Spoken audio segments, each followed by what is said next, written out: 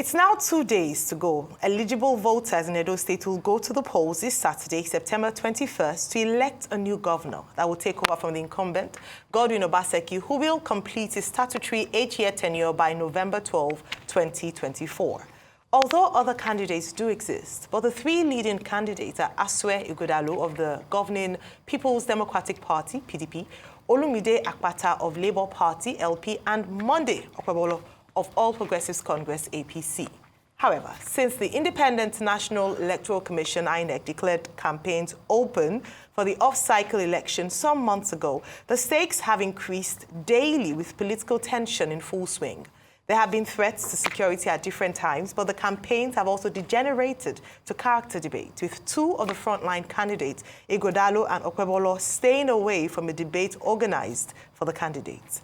Joining us now from Abuja is Victorson Agbenson, political editor, Radio Nigeria, former chairman, Nigeria Union of Journalists, FRCN headquarters, and chairman, Association of Edo Journalists in Abuja. He's joined by Munira Daniel Momodu, a public affairs analyst and former national secretary of National Association of Nigerian Students, NANS, and both men are from Edo State. Good morning and welcome to the morning show. Good morning. Thank you for having me. Well, gentlemen, your state goes to the polls on Saturday. The countdown has begun. Well, there are many interests, many, perspectives. So let's just start by asking you, what your own reading of the situation is, what your expectations are, and how you rate the candidates. Let's start with you here in the studio, Momodu, and then we'll go to Victorson in the Abuja studio. Thank you, Doctor. For me, it's the people we are keenly interested in who takes over from Godwin Obaseki. Because from Godwin Obaseki, he came with the mega agenda, which he promised, and Edo will be great again. And his successor, the person his party is projecting, is coming to say he's taking people away from poverty. They will begin to ask questions, what has happened with the mega agenda. However, beyond that, we also have the APC candidate who is also coming, who's a senator, and is coming to say, oh, he's going to do this, he's going to do that, like we've all seen. But our thought is with the people of Edo, because in the next 2 days, if they choose someone who would just come and make promises like we've heard before then, they have another 4 years of suffering and complaints. So we are all keen on, what happens, and we just hope at the end of the day, the voice of the people will prevail. Well, morning, Momodu. We've heard from you. Let's go to Agbenson in Abuja. Victorson, what's your reading of the situation in Edo State? Are you comfortable that the CDS, Chief of Defense Staff, had to go there personally with a directive from the president to ensure peace? And then in any case, how do you rate the candidates? Momodu didn't rate the candidates, but let's hear from you. There are, as had been said while introducing this subject, there are three leading candidates, clearly. There are Asue Ighodalo, who is from Edo Central, Esan Land.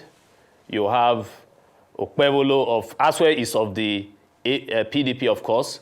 You have the APC candidate, Monday Okwebolo, who is also from Esan Land.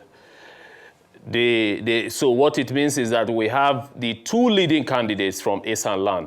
Then we have a third person who is of the Labour Party, that is former NBA president, Olumide Akpata, who is from Edo South. So there are two from the Esan Central and one from Edo South, none from of course, there are other candidates would not say they are lesser, but they are less visible. But these three gladiators are the ones that are going to share the votes on Saturday. So you asked me how they stand. Dr. Abati, you know that before today, the events leading to today have shown that tempers have risen. The tension has been up there. But we are praying that the situation will be put under control. Just as you alluded, the Chief of Defense Staff went there to send a clear signal that those who are bent on fomenting trouble will not have a field day. Of course, before now, you see how there have been allegations, and of course, there have been arrests based on some violent attacks and confrontations. So that's how they stand for now. What it means is that these 3 senatorial zones will have to determine eventually who takes the day at the end of the exercise. All right, okay, so let me stay with you, Mr. Agbenson. One of the things, as you said, security is an issue, but one other area that we must also look at is the integrity of the process itself. And then all eyes on INEC in this regard. How confident are you, based on antecedents or perhaps lessons learned from the past, that INEC would be able to execute this election properly? And what are some of the things that must be taken note of in order to avoid the errors that were made in the past? Because INEC, at the end of the day, would have to manage the process. And then for Mr. Momodu, are you concerned, based on the feelings ahead of some apprehension around security, that this might lead to voter apathy? There's been about over 80%. I see Yaga Africa has done quite a detailed report on, just looking at the trends. And according to them, 85.57% of PVCs have been collected in this election cycle. Are you concerned that the news we've been hearing about, potential insecurity might prevent people from going to the polls? I'll start with you, Mr. Agbenson. Yes, there is palpable fear all over the place. If you notice, because of the violent interruptions here and there leading to the elections, a lot of people have been afraid. They are actually scared.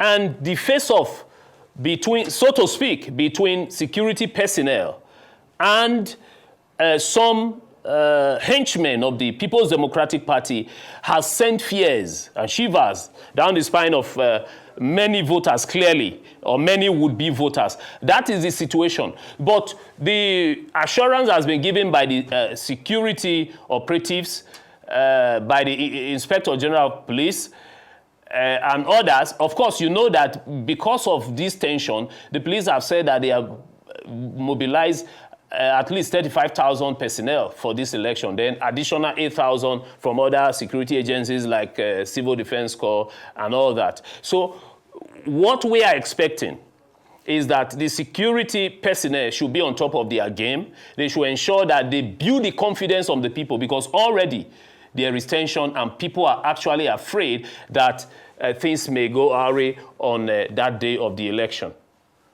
I asked about INEC. That was one of the questions I'd asked you, Mr. Agbenson. The question around INEC. There had been stories about Human Rights Association of Nigeria, had said it was alarmed by the refusal of INEC to redeploy the resident electoral commissioner, Anugbum Onoha. Are those concerns for you as well, INEC's conduct of this election and the integrity of the process?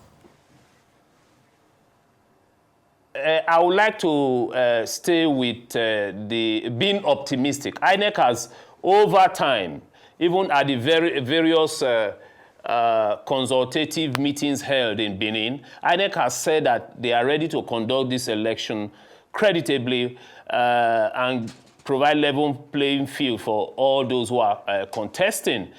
Of course, you know that in an election of this nature, there will be allegations and counter-allegations. That's what we've seen. Allegations have been made against the police, not just INEC. So what is required is for INEC to prove to the people for Edo State that they are ready to conduct this election without fear or favor, and allowing people to come out freely to cast their vote. But of course, you do know that while placing all the onus on INEC, there is great responsibility on the stakeholders, largely the political gladiators. So far, you have seen that INEC has made all the preparations from what we have been following. It is now for the gladiators to play by the rules. And so far, it is clear that there is high level of desperation. Okay. All right. Both for the ruling, on the side of the ruling party in Edo State, that's the PDP, and the APC that wants to, Okay. And of course, Olumide Akpata of the Labour Party has been speaking. And all of them, it's been tough. It has been tough. It's been threats here and there. All right. Okay, So Mr. Agbenson. what it means is that the security agencies have to actually... All right, let me come into to the studio. Mr. Momodu, I talked about apathy, voter apathy, low voter turnout. Are there concerns around that? Definitely, because of before the build-up to the election, we've seen heightened tension. Like one of the aides to the APC candidates was killed, a policeman, which was what the police said, that they had to bring in 35,000 officers and 8,000 more from sister agencies. And then there has been reports that some PDP members were targeted, and that was why the chief security officer of the state decided not to, sign the peace accord, which is worrisome, because if the governor is saying he's staying out of, signing a peace accord, I mean, it also gives area where people should start asking. It seems like he feels the election cannot be conducted without violence. And for me, the peace accord doesn't just would not guarantee security. However, it's saying that I am committed to peace, which, I mean, that's a major concern. I'm moving to INEC. INEC has come to say, oh, they are ready for this election, which they've said over time. But I see some days back, the PDP chairman wrote to INEC to withdraw the Professor Onoha, like you rightly said. But they replied and said the election will be conducted in his office. It will be conducted on the field, and they should focus more on the election and talk about issues instead of going to say he should be deployed or stay. So, however, what we are now saying in essence is that it's beyond the police and INEC. We also look at the stakeholders, who are the voters.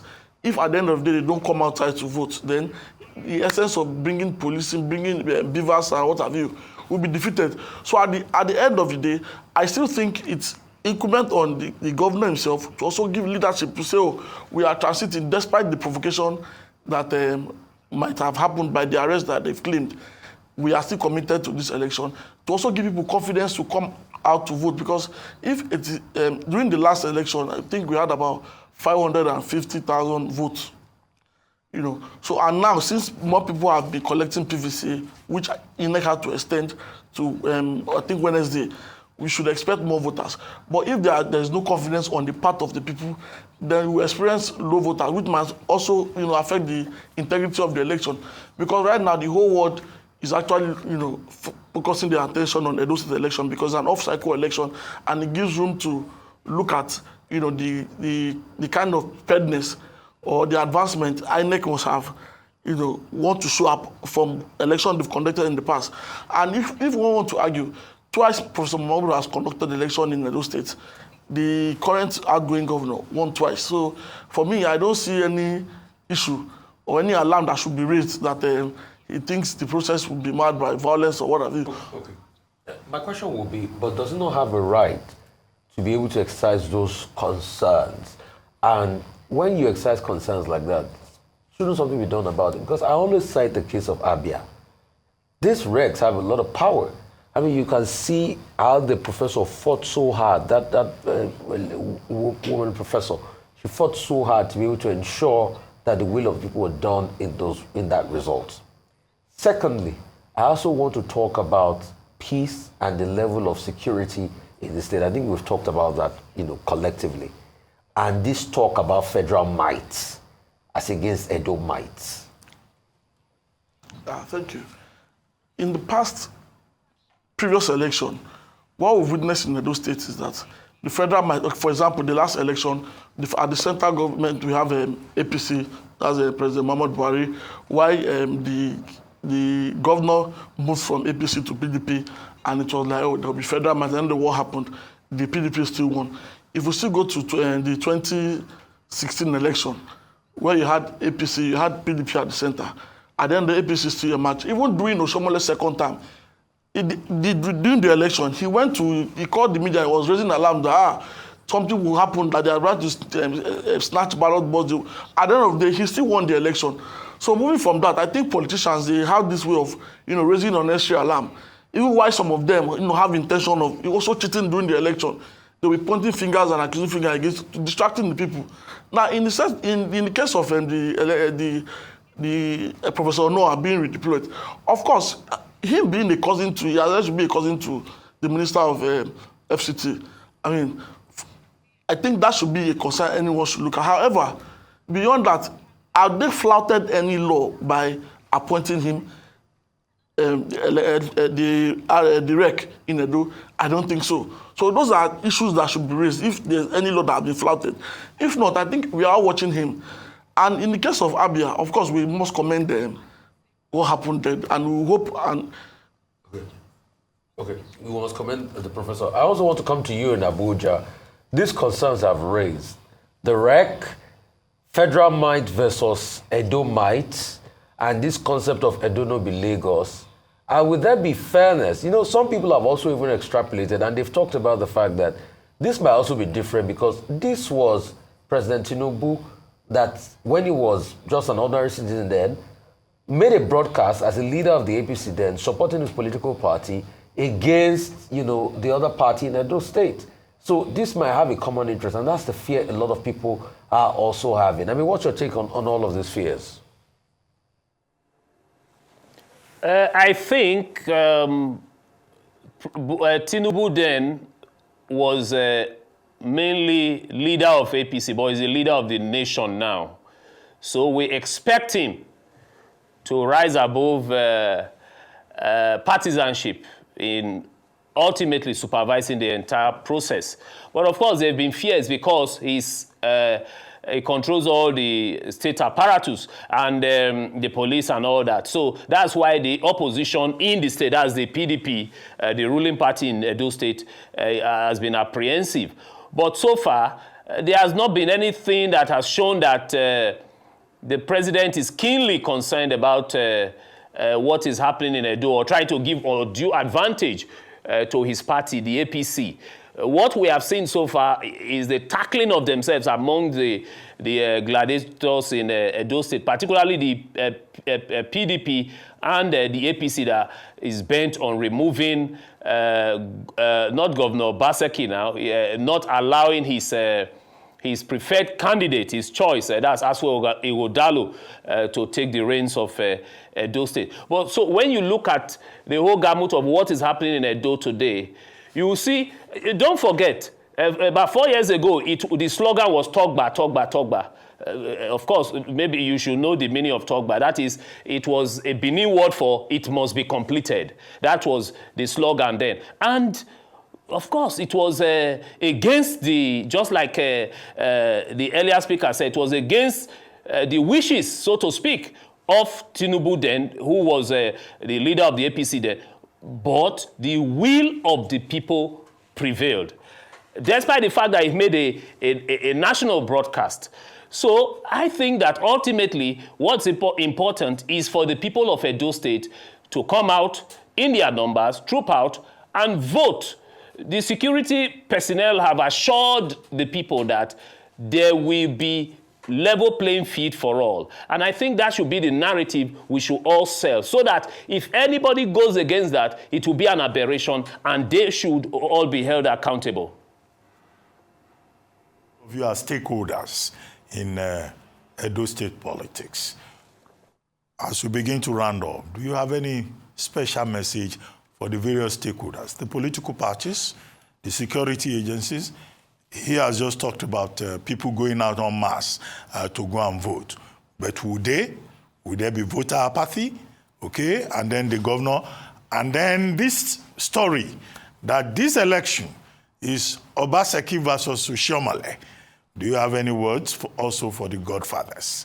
You first, Momodu. Yeah, firstly, I think we have to advise the political parties, not after every election, especially the opposition, once you don't win, you just go into oblivion.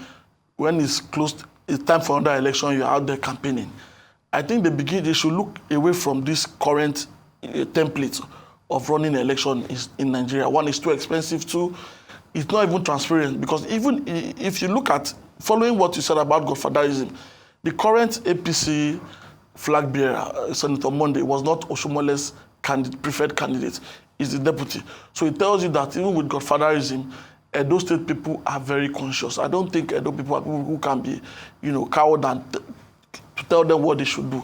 We've seen that in Lagos where a single individual will determine what, the people will say. And sometimes it is even, surprising and worrisome. But Edo State has shown over time that they are not weaklings. And we will also be expecting that in the election. And despite the whole threat of violence, I'm still confident that people will come out en masse and vote. And since the security agency have assured us of violent-free election, we hope they will come out and, like the other Mr. Agbenson said, that we will hold them by their words, and we hope that it will be free and fair and credible, not just by written, but it will be seen to be free and fair. Okay, Victor Sin. Yes, Dr. Abati, a very good point you raised there, the issue of godfatherism and what should be the focus. The focus should be, as we have said earlier, that the people of Edo should be allowed to have their say. INEC, the security personnel, should ensure that a level playing field is provided for everybody on Saturday, so that they will speak, and not just speak quietly, they will speak loudly. Issue of godfatherism has been there for a long time. Like you alluded, this election is as if it's between Obaseki and Oshomole. Of course, you follow the relationship between Obaseki and Oshomole. Oshomole led the state for 8 years. He has become a sort of a phenomenon in Edo politics. As it stands, he is the leader of the APC in Edo State, and he has shown that he earned that rightly based on his antecedents and what he's done. And, of course, he led a very people-centric government. He came from the Labour background, having been NLC president. During his time as governor, he was always staging protests and rallies with the people, and he can easily connect with the people. So the APC has that going for them in this election. So he's like him against Obaseki, who two of them now have a sour relationship. So it's like a fallout of godfather and godson, and now they are now like two godfathers. They will have to determine by what they are doing, their conduct, how their preferred candidate will pan out at the end of the day. Because whatever they say, their actions, whatever they make as input in this election will have to cast a shadow on their preferred candidate. But so far, they've been able to make their points. Of course, both sides have had arguments and failings where they are strong and where they are weak. Edo people have listened to them and been listening to them, and they will make their choice on Saturday. Well, we hope that the people's might will prevail. Thank you very much, Victor Sin Agbenson, and thank you, Daniel Momodu, for joining us on the morning show today.